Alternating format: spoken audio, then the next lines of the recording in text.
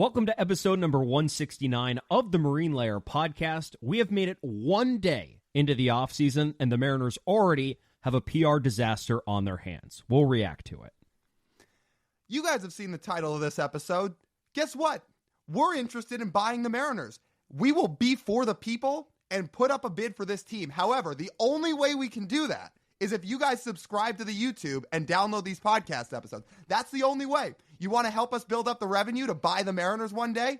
Subscribe on YouTube and download these podcast episodes. Hashtag thank you Marine Layer Pod. We will do it.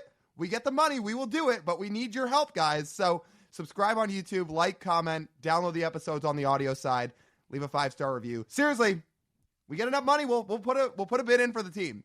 Anyway, on social media, Instagram, TikTok, Twitter, YouTube Shorts, follow us there at Marine Layer Pod. Let's get it rolling. The pitch from Zato. A drive deep to right field. Down the line. The Mariners win this game 2-1. The dream lives. They're going to the playoffs. 1-1 from Jansen. There you go. Left field. We got a tie ball game. Julio. Oh, baby, what a moment. Tie ball game at 7-7. And we welcome you to this episode of the Marine Layer podcast, part of the Just Baseball Podcast Network, recording on the first day of the Mariners offseason on Monday, September 30th. How does this keep happening, Lyle? We made it less than a day into the Mariners offseason, and there's already a Seattle Times article published by friends of the podcast, Adam Jude and Ryan Divish, talking about the Mariners offseason spending strategy. In specifics, with quotes. How does this keep happening? Okay, are we going to structure this show like I'm going to do a mini rant here to start? We'll explain what's going on, and then we're basically probably just going to rip off our thoughts the rest of the way. Let's explain first. Okay. Let's lay the details first. Okay. I highly recommend to the listeners of this podcast, if you have not read the piece from Adam Jude and Ryan Divish published in the Seattle Times on Monday, go read it before you listen to this episode. Please go read it, because that is going to be the premise of this entire episode. There are quotes here from an interview the Seattle Times did with John Stanton in June, and quotes with Jerry Dipoto from this past Saturday during the final series of the regular season that are focused specifically on spending this offseason, increasing payroll, and their approach to team building. Lyle, what specific points did they make? All right, we can get into this. But you know what? I didn't even answer your original question. I'd be a bad co-host if I didn't answer your first question of how does this keep happening. Short and sweet. We'll get into it here more in a minute. They just cannot stop talking. That's the question. That's how this happens. They can't stop talking. So now we can get into it. Okay. How much of this should we outline? Look, here's what the Mariners said. This was in the Seattle Times article.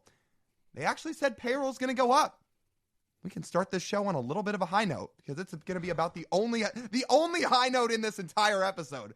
Payroll is going to go up. Now, if you listen to Monday's episode, which we recommend that you do, we explain that that's only really going to go up in the most part because they're going to pay a bunch of guys in arbitration who are due money. So whoop-de-doo. You're not going to be like the Rays and trade guys away. We're not giving you orange slices and a pat on the back.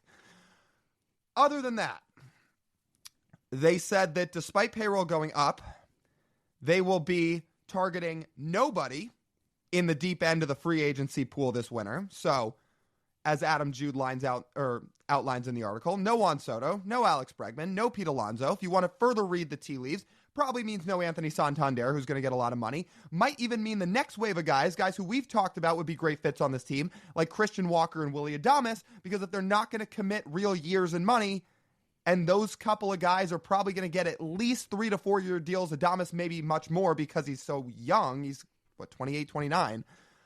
Maybe not those guys either.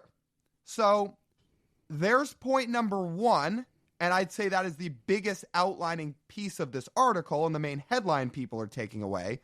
Do we stop there, or do I keep explaining other parts? Well, there's some further outline to that very point that they articulate that the reason they're not signing those players is not because they don't have the resources, a.k.a. the money to buy those players, They choose not to. All right, That's so we're the big point. That's the big point. That's the big point here. There's also a point in here where they talk about building the team the quote-unquote right way, but we can table that for later on in this podcast. Lyle, I'm going to give you some string. Go. Okay, so we are literally outlining the like headline, not the headlines, but like how we divvy up this podcast on the fly here. So, okay, we're going piece by piece in this article and just reacting. Okay. What are we doing? What are these quotes? First off, you know what? Let me come back down to earth. I'm going to do some screaming on this podcast, I'm sure, but I can't be 25 straight minutes of it. Oh, okay. Let me take people behind the curtain for a second. I was seeing red earlier when I saw this article. When I started reading it and seeing all the comments, I was seeing red. I was so mad because I just wanted to reset and take a mental health break from this season. We can't do that. Okay. What do you benefit from putting these quotes out there? We could get into the whole MO and how of this team and how they operate things, and maybe we will. But if you're just talking about the quotes that were put in this article, why are you spewing them? If you simply don't say them, don't sign Soto, don't sign Santander. Look, people are going to be mad. We'd be mad. But it at least saves you from another PR nightmare. Why are you actively putting out to the press, to the media, look at us, we're not going to spend on the big free agents because we don't believe in it. It's not how we do business. Like they're almost bragging about it. And it goes to the point that they're claiming they built the team the right way. To which I ask, what is building the team the right way? What is it? You know what, in my opinion, building a team the right way is? One that puts a banner up in the outfield. Right? That sounds right to me. Oh, I was going to say missing the playoffs 22 times in 23 years. Yeah, or you could look at this. You could look at this regime, which their entire strategy has been building the team the quote unquote right way, and they have one playoff appearance in 9 seasons to show for it. Is that the right way? Yeah, there's a lot of fun players on the roster, right? No, that's not right. Not totally. Right is winning the division and making the playoffs multiple times. That's the right way. It's insisting that they're right. That's the problem. Insisting that their strategy is the correct strategy to use when on the field, it's not. The wins and losses have shown this has not been the perfect strategy. This has not been the strategy that every other team in baseball looks to when they're trying to build a successful baseball team. They take parts of it. The development has been fantastic in the minor leagues, but obviously it hasn't been good enough because here we are sitting on September 30th, and there will be no playoff baseball on Tuesday when the playoffs start. Not for the Mariners. You know what? I totally realized I buried this lead, so I'm not going to bury it any further. This article in a whole, these comments as a whole, if you look at our social post today, I said this. Let me not bury it any further. These comments that were made by ownership today are worse than the 54% comments. Maybe that's going to be a hot take to some of you. Maybe you think that's a little crazy. Let me explain. And we were talking to our friend Ty Dan Gonzalez about it too, who hosts the Locked On Mariners pod. Are these quotes going to make the headlines of 54% nationally? Maybe not. It might not quite get to that point. But the words that were said were worse. Because what 54% was Jerry basically doing a word salad and saying too many things within an answer in a press conference to where he started talking about what the organization's baseball theory can often be. Which, again, if you want to really dive into that, what's up? He tried to mansplain to the media is what he did. Which, again, we'll say it again, is the actual logic he used behind that totally wrong? No, I think everybody understands at this point that yes, if over a 10-year stretch you win 54% of your games, you will often be successful. It's just, again, saying that in that time to that fan base after missing the playoffs was very, very tone deaf and not the right time for it. Maybe there was never any right time for that. That should just be something that's kept in-house. Anyway, that was Dipoto saying that, which, by the way, he has to have that mindset because ownership forces him to have that mindset because they handcuff him and the rest of the front office by the amount of money they let him spend because they're handcuffed by payroll every year. So that's Dipoto. Why I think these quotes are worse, this is the top of the organization. These are your owners, the people that run the team, have all the final decisions, that are saying, look at us. Look at us. We have money. We have money to spend, but Juan Soto is not worth our time. He's not worth our time. He's not worth our investment. He's not worth our dedication. And that is what we believe and build our strategy around. That's why I think these quotes are worse than 54%. I can't understand how John Stanton, who gave this interview back in June, thought these quotes would benefit the organization. How when he's talking, you don't realize at that moment this is going to be a PR nightmare. And ultimately, credit the Times when they have this quote and they realized, well, running a quote about free agents. Now, okay, this is speculation. I don't know this for a fact. I'm speculating. They have a quote about free agents. Free agents doesn't ring as much in June, but the first day of the offseason after you miss the playoffs by a game, yes, it does. So then that leads us to this fact, Lyle. Why can't we get one day into the offseason without the Mariners entering a PR nightmare? Why not? Why does Mariners ownership have to be on the record saying they choose not to sign free agents? Why does that have to be a thing? Why do you have to brag about that? Tell me, why do you have to brag about that? Who's going to be happy besides the shareholders? Nobody. And you know why?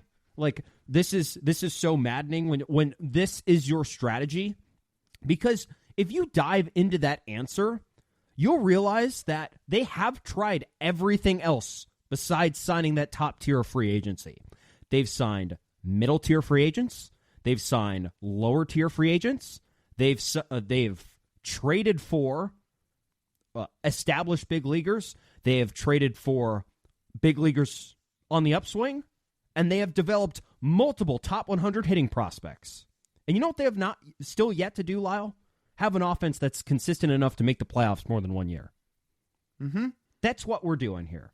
So when this quote comes out, and all of those facts are true about what this organization has tried, to continue to say that it's the right thing to do and it's the right way to run your organization is wrong. Yeah, it's what wrong. else do you need to do? What else could you possibly try besides that? Because what you've done in the past has not been good enough. You know, it's funny. When you look at the success rate of each of those avenues, developing tons of hits and misses, trading for upswing big leaguers, there's been some hits and misses, signing mid-tier free agents in that regard, there's been some decent misses. Trading for established big leaguers, there's been some hits and misses. You know, when you look at them signing top-tier free agents, let's just like look back at some over the last 10 years. Here's who comes to mind. I'll count extensions here too. Robinson Cano, we can get to this in a minute, but just to outline this for 20 seconds, 10 years, $240 million, he was great. We're going to dive further into that in a minute. Nelson Cruz, 4 years, $57 million, maybe the best free agent signing you have ever made for the money you paid him and the production you got. Kyle Seager's extension, 7 years, $100 million. I would say most of that was well worth it. Felix's extension, you can argue that a part of that one did not work out because at about the 2017 mark, he started to really fall off. So fine. Argue that one how you want. He was still pretty good before that. I see a lot of contracts in there that worked out. So why are you so sure this doesn't work? Look at the ones you have made where it's worked. I would say the Robbie Ray one has worked too. Not to the Mariners' favor, but if they kept Robbie Ray, I would have said it would have been a success. Yeah. Based on how Robbie looked this year when he came back from injury and how he looked in that first season. That's a success. Yeah. Let me pull that up for just 1 second. And Robbie, by the way, a top-tier free agent. Not a middle-class free agent. But when we say they haven't signed top-tier free agents, it's on the hitting side, not on the pitching side. Robbie Ray makes them into the top tier of pitching free agents. But the hitters? Robbie Ray, by Baseball Reference, in 2022, put up above a 2-win season. He got $23 million a year. Is that what it was? They say one WAR is worth about $8 million. Okay, so he was a little below the production. He had a bad start to the year. I also think, to your point, if you had kept him, yes, he would have been mostly worth it. Yes. So, yeah, exactly that.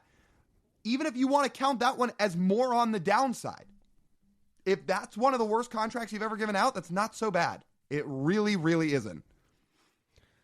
The fact they highlight Robinson Cano in this article really troubles me. Yeah, so really troubles me. Here's point number 2. I mean, I'm sure in this segment vocals are gonna get elevated, but the Mariners said that they are still scarred by the Robinson Cano contract. In fact, if you want the exact wording that they used in the article, they said the scars of the Robinson Cano contract 11 years later still feel like a fresh wound for the Seattle Mariners. Well, my friend, a wound. Well, if you go to this great Twitter account, I can't recommend it enough. It's called, what is it again? Oh, it's the Marine Layer podcast. Oh, that's funny. They put out this tweet today. I would say these guys are a couple of ball knowers. I've never met them myself, but seem like pretty knowledgeable guys. Yeah, that's the Marine Layer pod. One more time. They tweet today, Robinson Cano in Seattle for his career had an OPS of 826, an OPS plus of 129. He made 3 All-Star games. He finished top 10 in the AL MVP voting twice. He was a major reason that Nelson Cruz ever signed here. There is no way Nelson Cruz is signing in Seattle without all of the recruitment that Robbie did for him. And the fact him being here gave Nelly the inkling that this team was allegedly going to compete. There was that. And then when all that happened with Robbie, after the 5 years went by and they decided to trade him, he was packaged away for a deal that got you back multiple top 100 prospects in the time of a rebuild. You dumped all of his money, nearly, and one of those guys you got back in the trade ended up being a blue chip prospect and debuted as a top 5 prospect in all of baseball. So let me ask, where the fuck are the wounds? Where? I want to physically see them on this organization. I want to physically see where they're hurting. They made you money. They won you games. He made all-star appearances. He finished top 10 in MVP voting. You dumped all his money, and you got blue chippers back for him. Where are your scars? Where? Yeah. I'm going to let the moment breathe a little bit. Good. I think the sound is still bouncing around. 3, 2, 1. Oh, yeah, okay. So, no, to answer your question, there are no wounds. It's the perception of how Robinson Cano's time in Seattle went is jarringly different from in how it's presented in this article, which I'm going to assume they've got some sourcing on that within the organization on some reasoning on why they don't spend is because of that.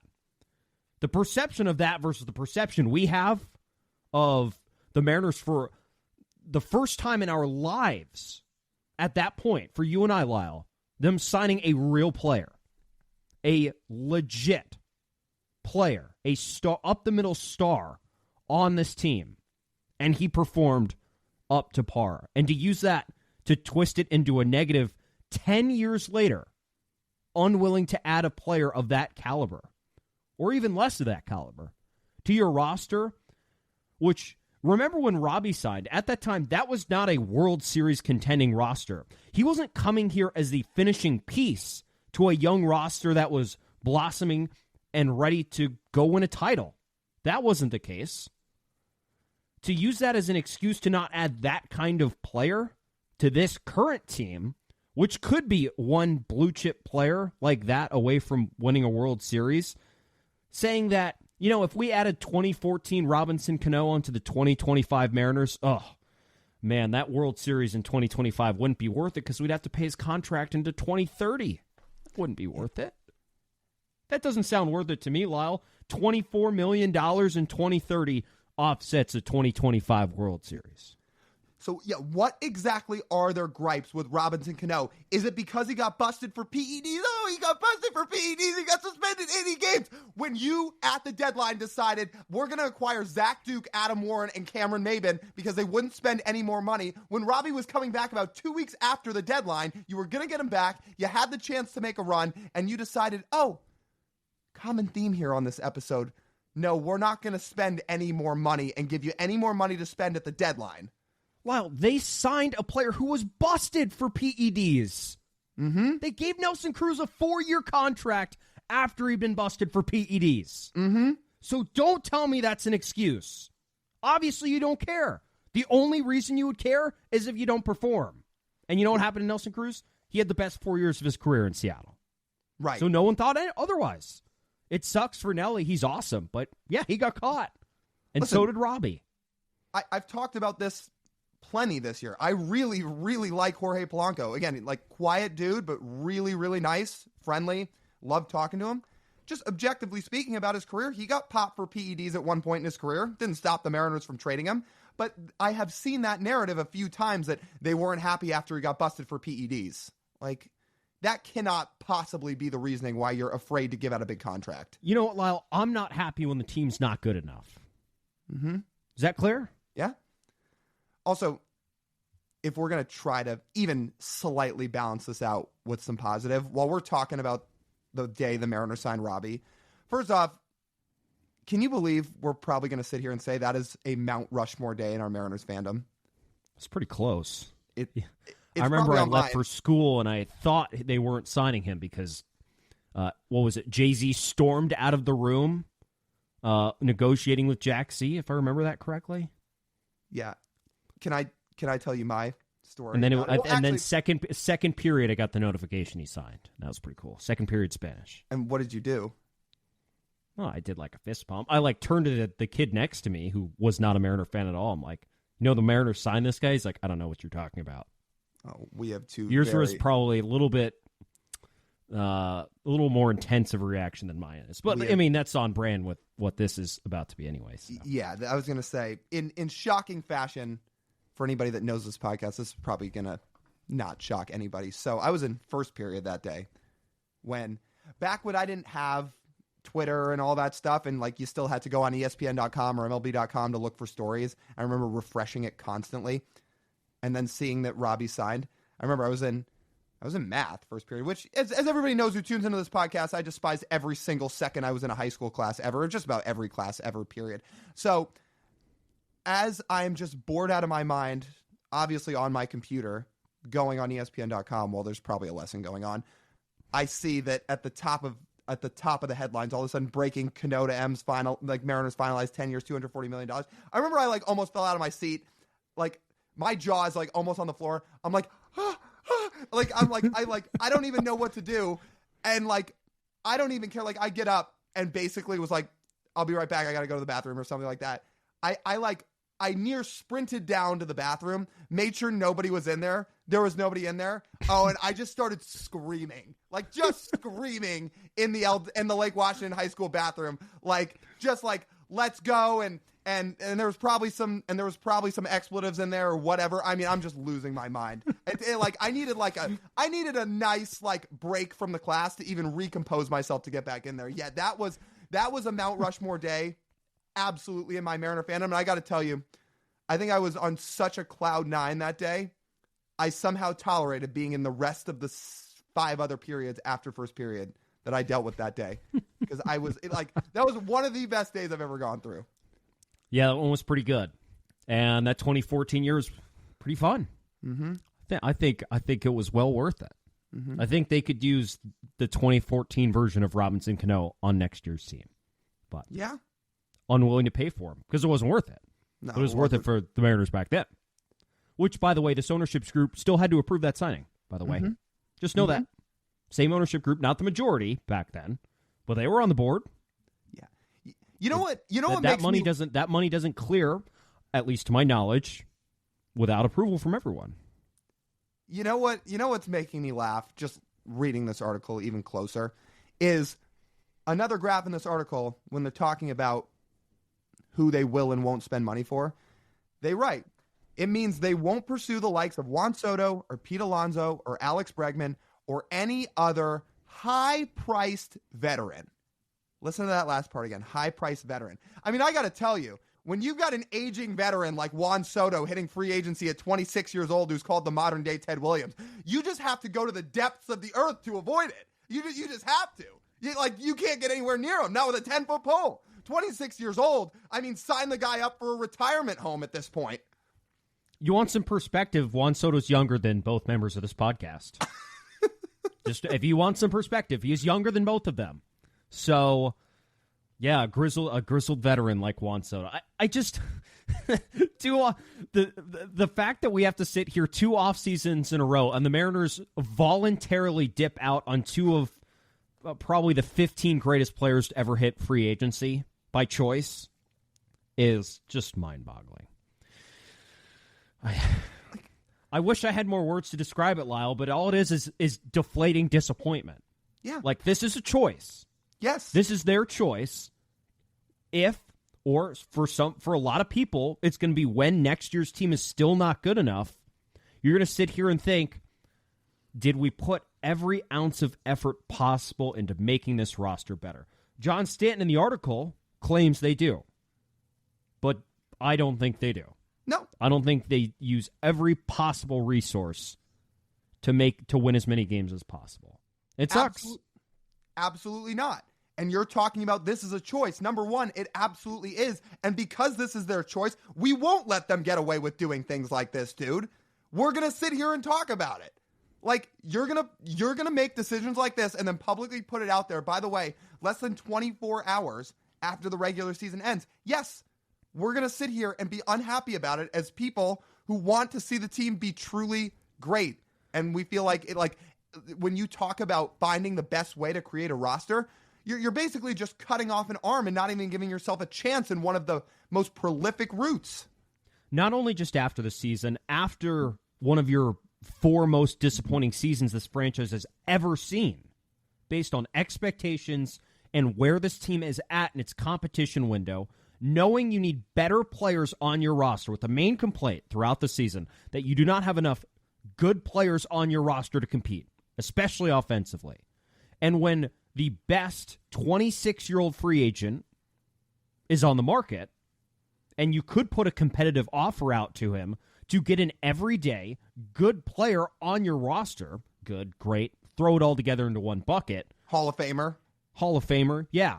You have that option to clear up the main deficiency on your 2024 roster, and you choose not to, well, then I don't want to come back around next year and hear complaints from people who say, oh, no, this is a good roster, when if they get to June and they're 500 again and they're underperforming and the platoons aren't working out and there's some players they're trying to buy low on that don't perform as well. And we're sitting here saying, okay, well, again, we're here again and there's not enough good players on the roster. It's like, well, whose decision is that?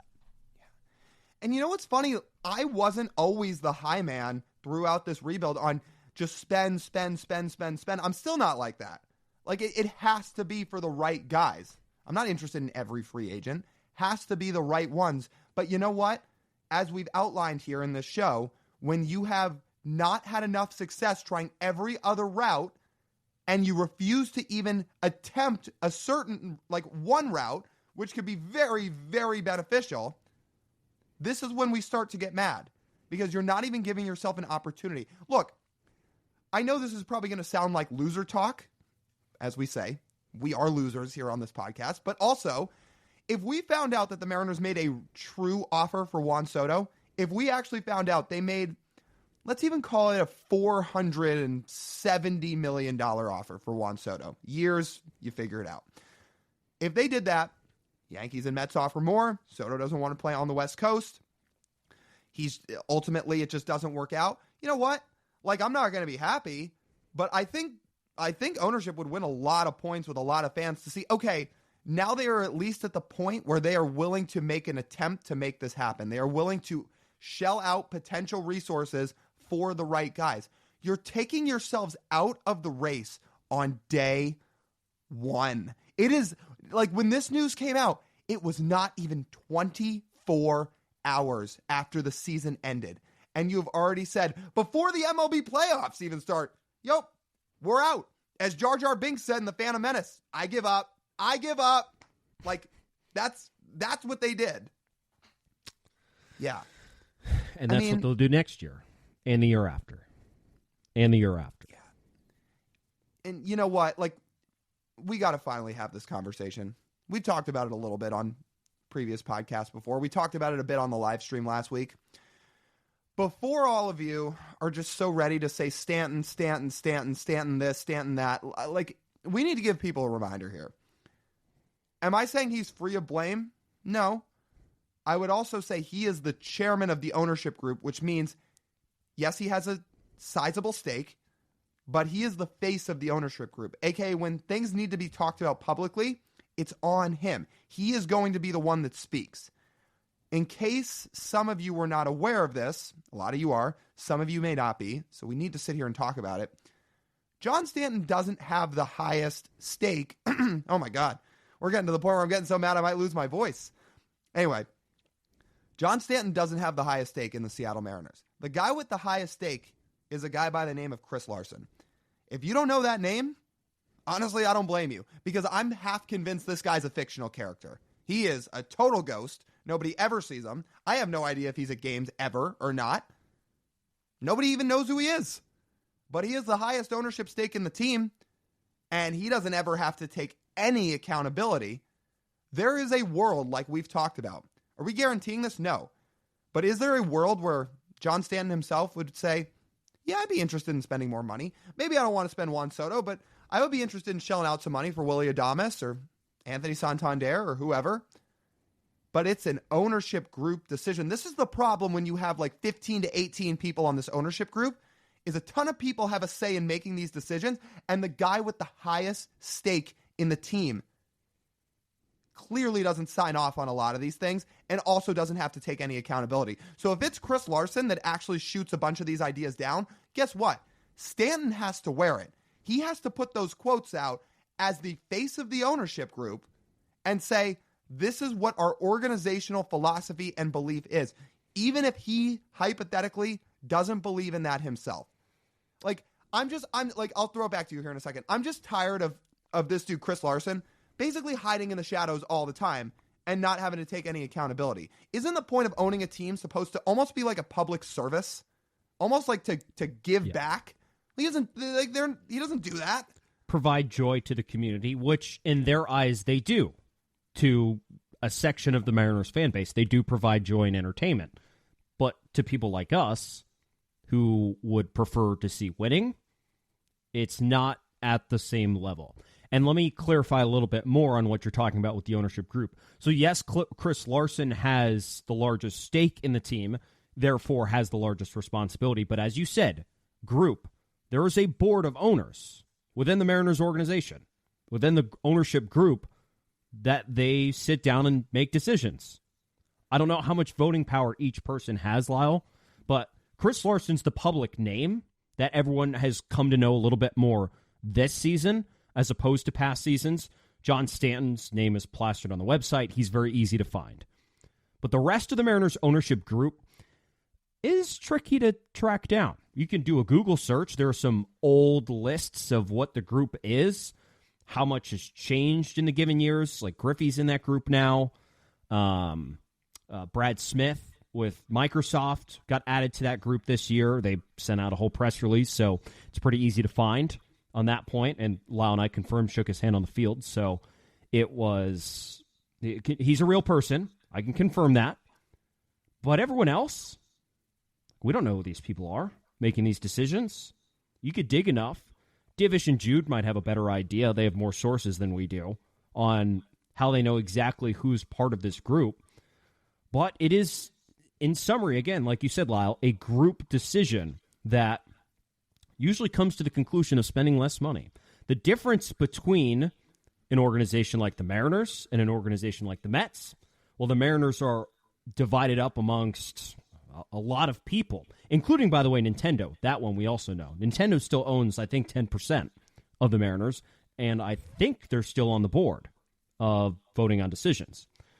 The Mets are 95% owned by Steve Cohen and 5% by the old owners, the Wilpons. 2 people in the room.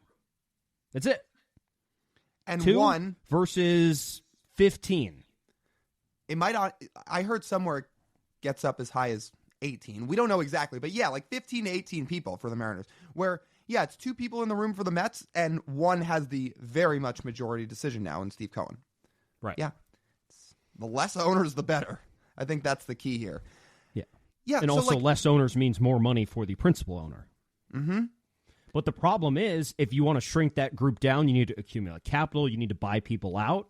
And even if John Stanton, hypothetically, was sick of Chris Larson, he'd have to buy him out of his stake. Who's coming up with that cash? What are the Mariners worth now? $3 billion? Yeah.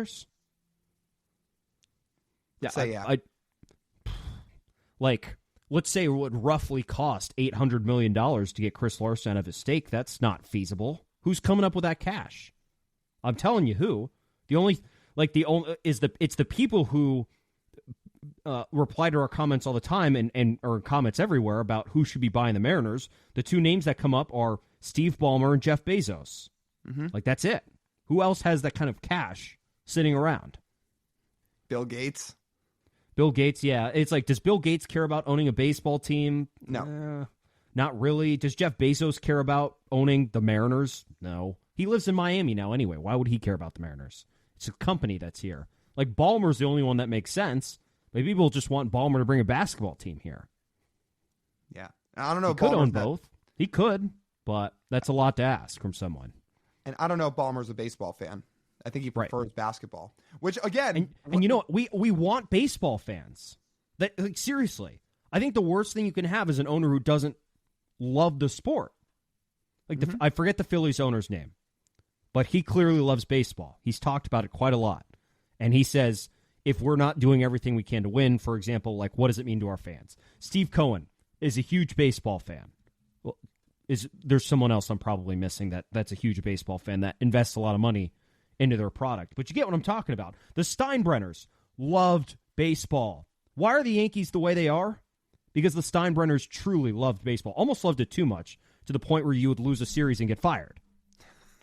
So, that thing really matters. So if you were to bring someone in here who didn't care about the product, even if they had more money, we might be stuck with the same issues. Mm-hmm. So again, what's the solution? You heard it at the start of this episode. The only way we here at the Marine Layer Pod can put in a bid to buy the Seattle Mariners and start spending all the necessary money to bring in top free agents is if everybody subscribes to these podcasts and downloads these episodes. So, you want to get the campaign going, hashtag thank you Marine Layer Pod. It's the only way to do it. So, help us out. Who's the chairman? What's that? Who's the chairman? Rock, paper, scissors? Yeah, that might be how we're going to have to settle it. How about a game of ping pong? Absolutely not. Well, I think that's a good idea. Unless you really want to be chairman. You really want it? You want it? You know what? Bad? You can take the face of the blame. Everybody says that's fine. Everybody says fire Mathewson. Yeah. Yeah, you don't want to get fired instead? Or just sell the team Mathewson. I don't know. Yeah. Well, so hopefully anyway, our approval rating wouldn't get that low. Yeah. Again, just for people that haven't heard all this before, that maybe haven't done all their due diligent homework. Yeah. I think everybody in these comments is always Stanton. I would do your homework on Chris Larson. That's what I would say. I think he deserves a lot more of the blame pie than a lot of fans give him. A lot of people have understood it at this point. Not everybody. And I think that's real.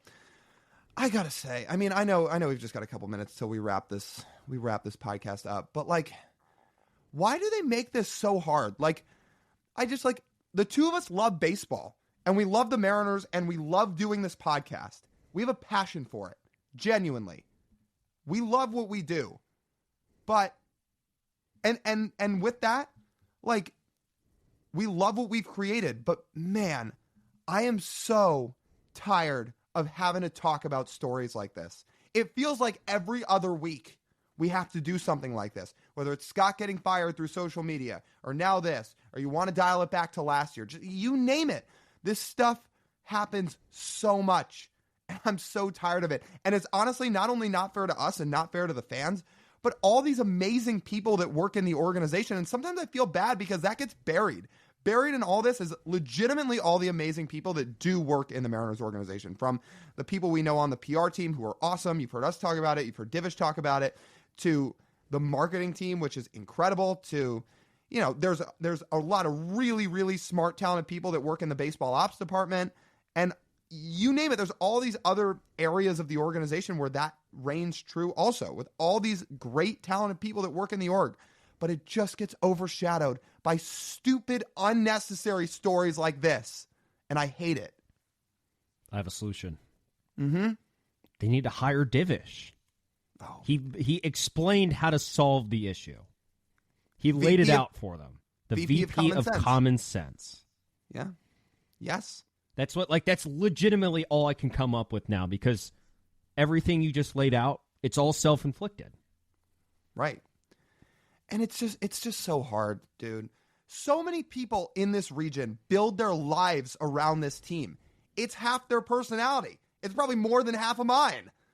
So many people in this region build their lives around this team and have given so much to this organization. They give them everything. And a lot of people feel like that it's not reciprocated. A lot of people have these feelings that it just isn't given back to them. It's like they don't exist. The people that run the team at the top of the organization just see the bottom line, see the paycheck. I just wish there was some opportunity, and now I'm dreaming up a fantasy land scenario, but it doesn't mean I don't want it to reign true.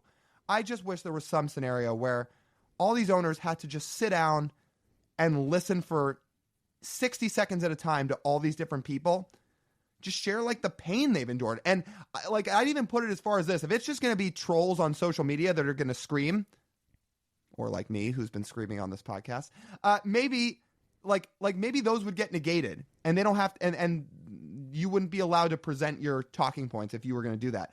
But honestly, just all these people that have all this sadness inside of them because they just want to see their team win, and they're huge fans, and they feel like it's not given back to them by the people whose responsibility it is to make this team great. I just wish these owners were forced to listen to all these different stories.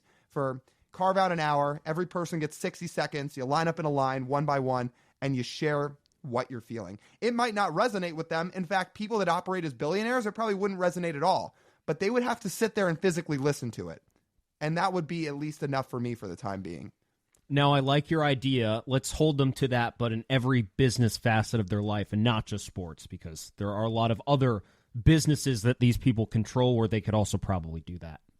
Mm-hmm. That are, as great as the Mariners are, perhaps a lot more important to society and a lot more important, aka paychecks, to people's lives. So, yes, that should be a universal thing throughout, Lyle, throughout everything. Mm-hmm. So, because again, that would be nice. Feedback is great. Feedback, honest feedback and listening is great. And there are levels to every business where that happens, but it's usually not at the top, not from the people on the bottom. There are the rare businesses that will do that, but most of them do not do that. Mm-hmm. Unfortunately, when you are a billionaire and operate as a billionaire, you live in a fantasy land. You live in a bubble, and this is what happens. That was the other quote from this article today. Is they said everybody has to deal with constraints. Come on, dude. You guys are billionaire owners. Don't tell people about constraints. I don't have anything else to say. Yes, claiming as a billionaire, you have constraints is rich. Yes, it is. To say the least. Oh, constraints. It's like I only have they ran out of caviar at the store. What am I going to do? Yeah, it is consistent with the theme. The rest of the quotes in this article, just tone deaf, of realizing what people want, what the expectations of winning, and what your fans want, and thinking it's like, oh, trust us. No, we got it. We got this. Even though we said the same thing last year, nothing new happened. We got it. Yeah, we're right. Yeah, I didn't even think we'd go 45 minutes on this. I guess I shouldn't be shocked, but for some reason I thought this would go a tad shorter. It's fine that it didn't. We had a lot to get out. I'm sure a lot of people are feeling this way after seeing this article on Monday, so at least we all had a chance to just sit down and talk about it. Hopefully the Mariners still find a way to put a competitive team on the field next year. I mean, they have an 85-win core already. Hopefully, if they're not going to go spend, they find some ways to make some actual impact trades, I guess. But we're going to see. For an offseason that hasn't even started yet because the MLB playoffs haven't even started, we're not off to a good start. We're really not. I hope it changes. I hope people feel a little bit better about this team come opening day of 2025. But I got to say, that's about as bad a first start to a first step and a start to the offseason as you can draw up. So here we are, people. We're not going to stop podcasting though, and we'll make some episodes fun. We're gonna find some ways to keep everybody entertained, and obviously, like, we'll be keeping up with everything in the offseason. So all the more reason to stick around. With that, that'll just about wrap up this edition of the Marine Layer Podcast. You guys know the drill. If you want to listen to the full form podcast and give ourselves a chance to own the team, make sure to download the episodes, leave us a 5-star review, rate and review. Again, it all helps. You think not subscribing on YouTube is going to get everybody closer to spending the money and owning the team? No, it's not. So you got to hit that subscribe button, people. The more you do it, the closer we get to putting in our bid for the Mariners. So subscribe on YouTube, leave a like on the video, drop a comment, and then follow us on social media: Instagram, TikTok, Twitter, YouTube Shorts @MarineLayerPod. That's TJ. I'm Lyle. As always, we thank you guys for tuning in. We'll talk to you soon.